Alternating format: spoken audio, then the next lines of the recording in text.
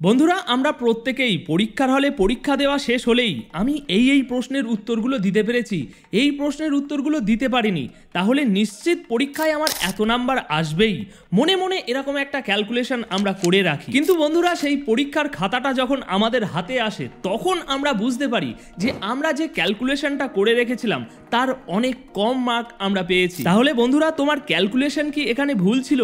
না, ক্যালকুলেশন ভুল ছিল না, তবে পরীক্ষার হলে এন্টার হওয়া থেকে পরীক্ষা দিয়ে বাইরে বার হওয়ার মধ্যে যে সময়টা, সেই সময়ে তোমার অজান্তেই তুমি এমন কিছু ভুল করে ফেলেছো যার জন্য এই নাম্বার কম এসেছে। তাই বন্ধুরা আজকের এই ভিডিওতে আমরা জানবো তোমার অজান্তেই পরীক্ষার হলে করা 4টি বিগ মিস্টেক, যে মিস্টেকগুলোর কারণে তোমার এক্সপেকটেশনের থেকে অনেক কম নাম্বার আসে। আর এই মিস্টেকগুলোকে যদি তুমি অ্যাভয়েড করতে পারো তাহলে তোমার করা ক্যালকুলেশনের থেকে অনেক বেশি মার্ক তুমি অবশ্যই পাবে। ভিডিওর শুরুতেই আমি গ্যারেন্টি দিয়ে বলছি যে আজকের এই ভিডিওটা প্রত্যেকটা স্টুডেন্টের জন্য অত্যন্ত ইউজফুল, তাই একটুও স্কিপ না করে চলো ভিডিওটি শুরু করা যাক।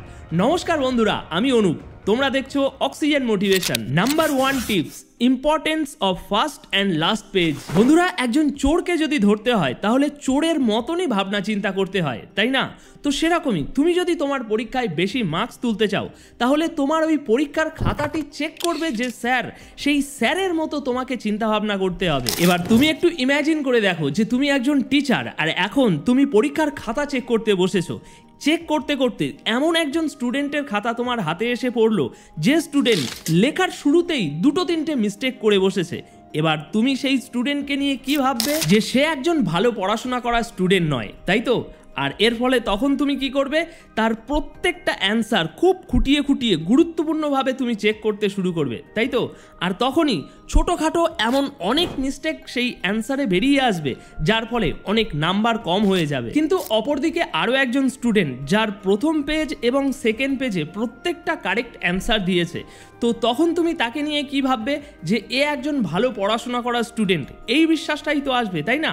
আর তার ফলে তখন তার খাতায় তুমি ফটাফট চেক করে নাম্বার দেওয়া শুরু করবে। আর এর ফলে মিডিল পেজের দিকে যদি তুমি ছোটোখাটো কোনো ভুল করে থাকো তাহলে সেগুলো ওই স্যারের চোখে না পড়ার চান্স অনেক বেশি হয়ে যাবে। আর স্যারেরা দ্রুত এই নাম্বার দেওয়ার কাজটা এই জন্যই করে কারণ তাদেরকে অল্প কিছু সময়ের মধ্যে অনেক খাতা চেক করার থাকে। তাই স্টার্টিং পেজে যদি তুমি ভালো অ্যান্সার দিয়ে সেই স্যারের সামনে নিজের ভালো ইমেজ বিল্ড করতে পারো তাহলে অনেক বেশি চান্স যে তুমি অনেক বেশি নাম্বার পাবে। তো বন্ধুরা এখানে আমি তোমাদেরকে যেটা বোঝাতে চাইছি, যে প্রশ্নগুলো নিয়ে তুমি ফুল কনফিডেন্ট যে 100% এগুলো আমি পারবোই, সেগুলোই ফার্স্ট এবং লাস্ট পেজে লেখো। আর যে প্রশ্নগুলো নিয়ে তোমার মধ্যে ডাউট আছে সেগুলোকে মিডিল পেজে লেখো। বন্ধুরা tips number 2, choose the best pen, extra mark for good handwriting. বন্ধুরা এটা একদম সত্যি কথা, যদি তোমার হ্যান্ডরাইটিং খুব ভালো হয় তাহলে তোমার পরীক্ষার খাতা চেক করছে যে স্যার, তার সামনে তোমার খুব ভালো একটা ইমপ্রেশন তৈরি হয়। বন্ধুরা এখানে বেশিরভাগ স্টুডেন্ট যে মিস্টেকটা করে, পরীক্ষার খাতার শুরুতে তাদের হ্যান্ডরাইটিং খুব ভালো হয় কিন্তু ধীরে ধীরে যত তারা লিখতে থাকে, যত এগাতে থাকে, তাদের লেখা একা বেঁকা হতে শুরু হয়ে যায়। আর তোমার সাথেও যদি এই প্রবলেমটা হয়ে থাকে তাহলে তুমি যে পেনটা দিয়ে লিখবে সেই পেনটাতে আগে খেয়াল করো, কারণ তোমার হ্যান্ডরাইটিং আর তোমার ইউজ করা পেন এই দুটোর মধ্যে অনেক ডিপ একটা কানেকশন আছে। তাই আজকের পর থেকে তুমি যে পেনটি চুজ করবে সেটার দিকে এই 3টি পয়েন্ট খেয়াল রেখো। প্রথম বিষয়, সেই পেনটাতে যেন ভালো গ্রিপ থাকে, কারণ যদি ভালো গ্রিপ না থাকে তাহলে সেই পেনটাকে তোমায় চেপে ধরতে হবে, আর যত বেশি পেন চেপে ধরবে তোমার আঙুলগুলো ব্যথা হতে শুরু হয়ে যাবে আর ধীরে ধীরে তোমার হ্যান্ডরাইটিংও খারাপ হতে শুরু হয়ে যাবে। দ্বিতীয়, সেই পেনটাতে স্মুথ লেখা হচ্ছে কিনা। যদি স্মুথ ভালো লেখা হয় তবেই সঠিক সময়ের মধ্যে তুমি তোমার পরীক্ষার সমস্ত উত্তর লিখতে পারবে। তৃতীয়, সেই পেনটা দিয়ে কিরকম থিকনেস লেখা হয়। কিছু পেন আছে যেগুলো খুব সরু লেখা হয়, আবার কিছু পেন আছে যেগুলো দিয়ে খুব মোটা মোটা লেখা হয়, তাই তোমাকে এর মিডিলের যে মিডিয়াম থিকনেস সেটাই ব্যবহার করতে হবে। বন্ধুরা হ্যান্ডরাইটিং খারাপ হওয়ার আরও একটা কারণ, ব্যাড পোস্টার। বন্ধুরা তুমি নিশ্চিত এটা খেয়াল করেছো যে পরীক্ষার হলে পরীক্ষা দিতে দিতে আমরা এরকম ব্যান্ড হতে শুরু হয়ে যাই, আর এরকম যত বেশিক্ষণ তুমি ব্যান্ড হয়ে লিখতে শুরু করবে নেক এবং পিঠ দুটো ব্যথা হতে শুরু হয়ে যাবে, পেন হবে, আর তখনই তোমার হাতের লেখা খারাপ হওয়ার চান্স আরও বাড়তে থাকবে। তাই এরপর থেকে পরীক্ষার হলে পরীক্ষা দেওয়ার সময় একদম স্ট্রেট ফরওয়ার্ড বসে পরীক্ষা দাও। এর ফলে তোমার ভিতরে টায়ার্ডনেসও আসবে না এবং তোমার হাতের লেখাও ফার্স্ট পেজ থেকে লাস্ট পেজ পর্যন্ত একদম একদম অ্যাকিউরেট সুন্দর থাকবে। Tips number 3, right without forget. বন্ধুরা, আমাদের অনেকের সাথেই এরকমটা অনেকবার হয়ে থাকে যে পরীক্ষার হলে পরীক্ষা দিতে বসে কোনো একটা পয়েন্টের স্টার্টিংটা আমাদের মনে আসতে চায় না।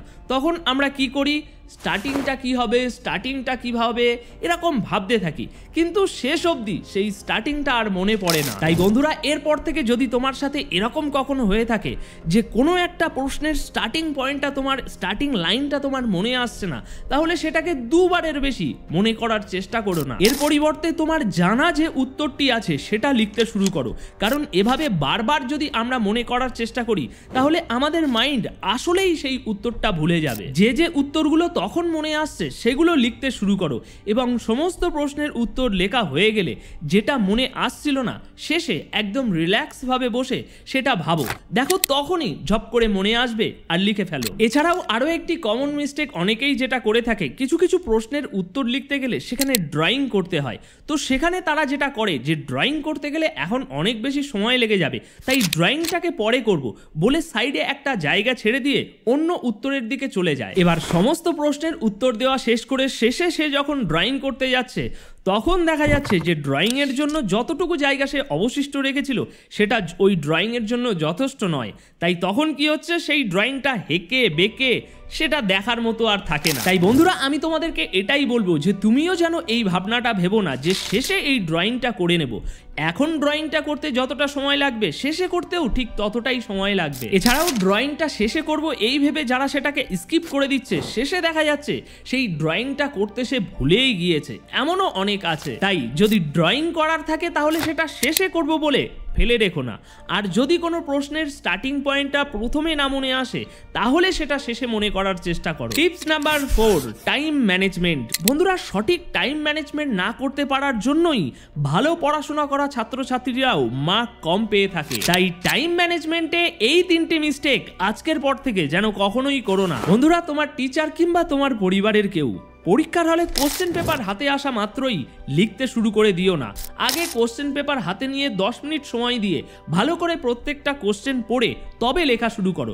নিশ্চয়ই তোমাদেরকেও এমন কেউ না কেউ বলেছে, কারণ তখন প্রশ্নপত্রটা পড়ার সময়ই তুমি ডিসাইড করে নিতে পারবে যে কোন কোন কোশ্চেনগুলো তুমি ভালো জানো, কোন কোন কোশ্চেনগুলো তুমি আগে লিখবে। আর এরকম আগে ভাগেই যদি তুমি ডিসাইড করে নাও তাহলে এই প্রশ্নটা আগে লিখবো নাকি ওই প্রশ্নটা আগে লিখবো, এই যে ভাবনা চিন্তাতে যে সময়টা চলে যায় এই সময়টা অনেকটাই তোমার সেভ হয়ে যাবে। এছাড়াও কিছু কিছু প্রশ্ন একটু টুইস্ট করা থাকে, মানে ঘুরিয়ে ফিরিয়ে দেওয়া থাকে, আর আমরা যদি সঠিকভাবে সেটা না পড়েই উত্তর দিতে চাই, প্রথমটা একটু পড়ে নিয়ে ও এই উত্তরটা এটা তো আমি জানি বলে যদি লিখতে শুরু করি তাহলে সঠিক প্রশ্নের ভুল উত্তর দিয়ে আমরা চলে আসব। তাই এরপর থেকে পরীক্ষার হলে আগে প্রশ্নপত্র হাতে নিয়ে সময় বার করে ভালো করে পরিষ্কারভাবে প্রত্যেকটা প্রশ্ন পড়ে নাও এবং ডিসাইড করে নাও, আর এটা তোমার টাইম এবং মার্ক অনেক বাড়িয়ে দেবে। মিস্টেক নাম্বার 2, অনেক বেশি লেখা। বন্ধুরা, পরীক্ষার শুরুতেই 2 নাম্বার 3 নাম্বারের যে প্রশ্নগুলো থাকে সেগুলো লেখার সময় অনেকেই যে ভুলটা করে থাকে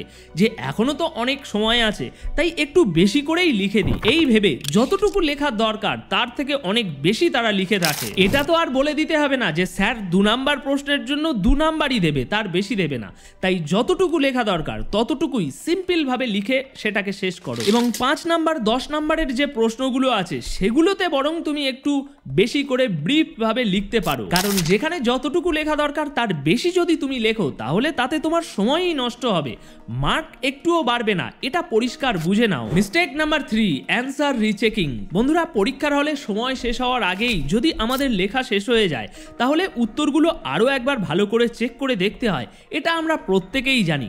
কিন্তু অনেকের মধ্যেই অনেক আলসেমি আসে যে না আমি সব সঠিকই লিখেছি বলে সেই চেকিংটা তারা আর করে না। কিন্তু তাদের রেজাল্ট যখন হাতে আসে তখন দেখা যায় যে ইস, এটা তো আমি জানতাম, এটা ভুল করে আমি ভুল লিখে ফেলেছি। তাই বন্ধুরা, পরে গিয়ে আফসোস করে কোনো লাভ হবে না। তাই একটু আলসেমি কম করে সেই জিনিসটাকে তুমি আরো একবার চেক করে রেখো। তো বন্ধুরা, ব্যাস এতটুকুই। এই পয়েন্টগুলো যদি তুমি সঠিক ফলো করে থাকো তাহলে নিশ্চিত আগের থেকে অনেক বেশি মার্ক তুলতে পারবে তুমি। আগামী দিনে এরকমই আরো একটি ইউজফুল ভিডিও নিয়ে আমি তোমাদের সামনে আসবো।